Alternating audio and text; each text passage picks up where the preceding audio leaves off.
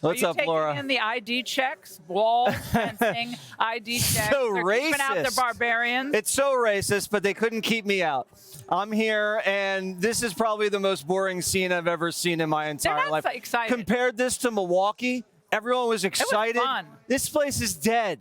This place, you could hear a pin drop. I don't know who these people are. This is like an actual convention that your boss makes you go to that you don't want to go to. I saw Joe Biden in the motorcade walk, kind of come by. We were all trapped on the corner of the street. And he was looking outside the window. I think he looked right at me. And we had a moment. You locked eyes? Yeah, we did. And he's like, why are we in Washington? Have a great show, Thank you very much, We'll Laura. be watching. Great to see you as always. Thank you. Fox News alert. Prime time's in Chicago for the first night of the Democratic National Convention. And very soon, we'll be hearing from the two people who Trump knocked out of the race, Hillary Clinton and Joe Biden. This was supposed to be Joe Biden's big week. A month ago, he was shopping for new aviators, getting Botox, and booking hotels for Hunter. Now Biden's not even staying the night. After his speech, Biden's flying straight to California for a week-long vacation. He's going to watch the convention from his couch like everybody else. If the party was unified, as they say they are, and Biden stepped down for the greater good of the country, as he said he did, and the last 4 years were worthy of Mount Rushmore, he'd be holding court in Chicago all week, soaking up the love, holding fundraisers for Harris. Hillary threw Bill a birthday party this afternoon. Biden didn't even show up. The truth is this. The Democrats don't want Biden anywhere near this convention. He's toxic.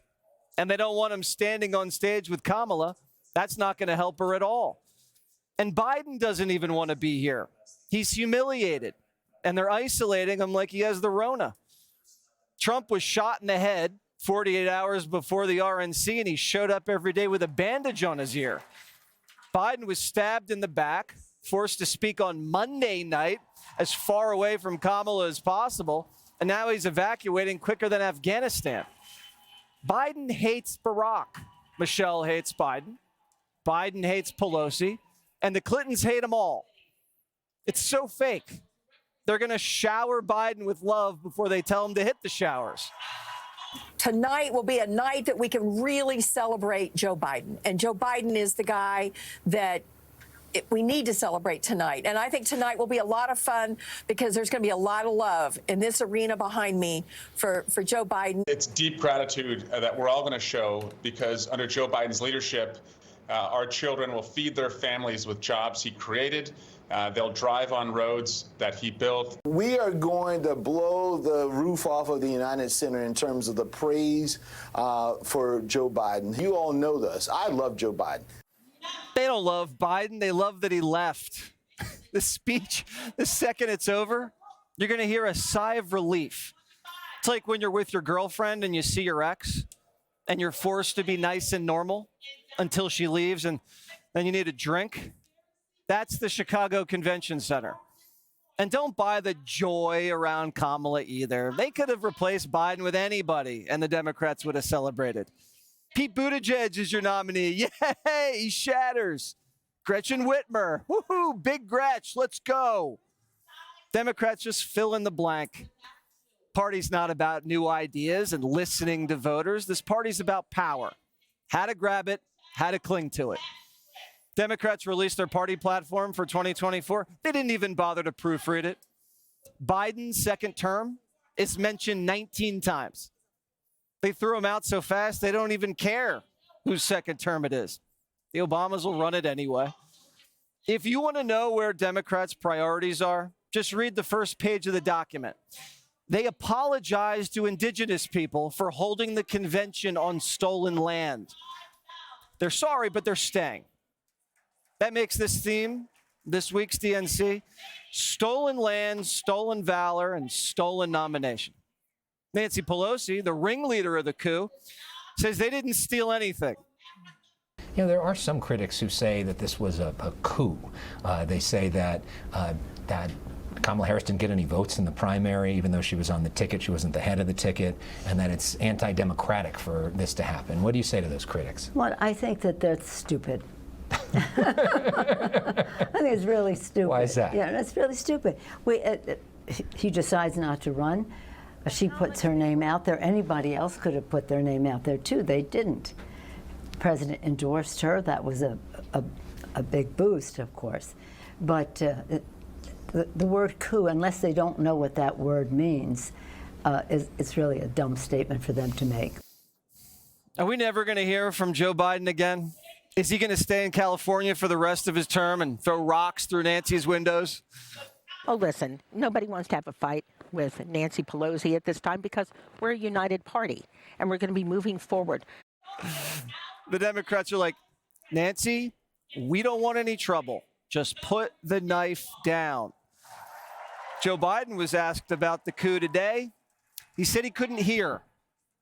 Donald Trump claims that you were pushed out in a coup and a takeover of your party with Harris now at the top. What's your response to that? I'm having trouble hearing this. Donald Trump claims that you were pushed out, put from the top of the ticket, and this amounts to a coup from your party. What do you make of those claims?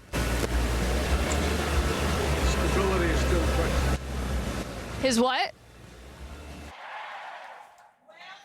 Biden couldn't hear because it was a silent coup.